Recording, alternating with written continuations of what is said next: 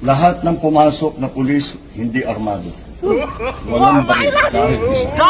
Hindi kami gumamit ng pulis. Sinasabi po ni Pangulong Marcos na wala daw po mga barel o mga tergas na ipinasok itong mga kapulisan sa loob ng Kingdom of Jesus Christ. Ngunit malinaw po mga kababayan po natin na ito ay isang kasinungalingan at kitang-kita po sa video at may mga ebidensya po na kitang-kita, may mga Amerikano pa na nandun, may mga matataas na kalibre ng barel, mga tergas kung saan marami pong nasaktan at may nagurgur pa nga mga kababayan po natin.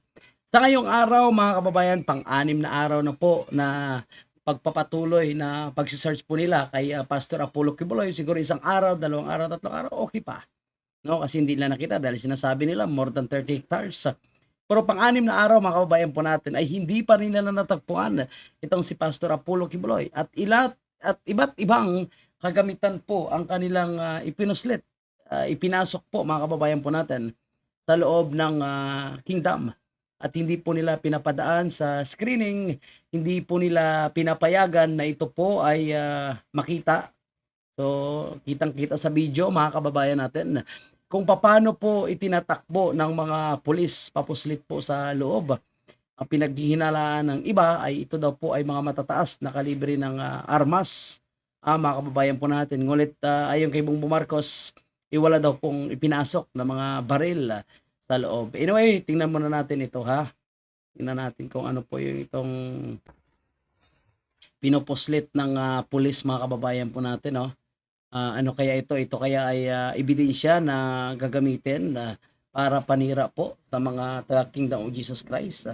May isa po tayo napanood na video na sinasabi po ni Abalos na may secret daw po na chamber itong si Pastor Apollo Kibuloy. Ngunit dinibang po yan ng isa mismo sa nakatira sa kwarto na yon na sinasabing secret chamber daw ni Pastor Apollo Kibuloy at may sinasabing may mga pampasabog na. So, malabo na po natin papaniwalaan yan mga kababayan natin. Hindi na po natin mapapaniwalaan yan dahil pang ilang araw na po nilang pagpasok dyan. So, ako naniniwala ako na yan ay mikos-mikos na lang po yan ng mga pulis na nandyan mga kababayan. Ito panoorin niyo po.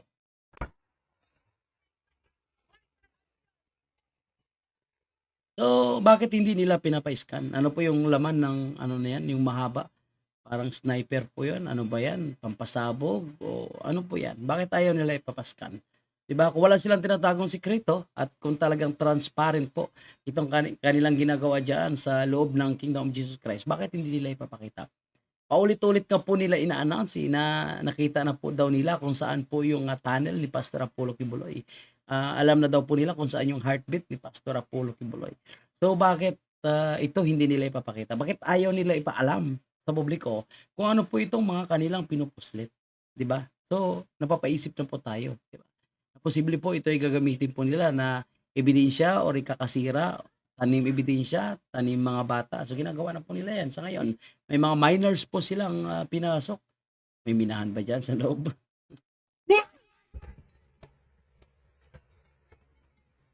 Sir.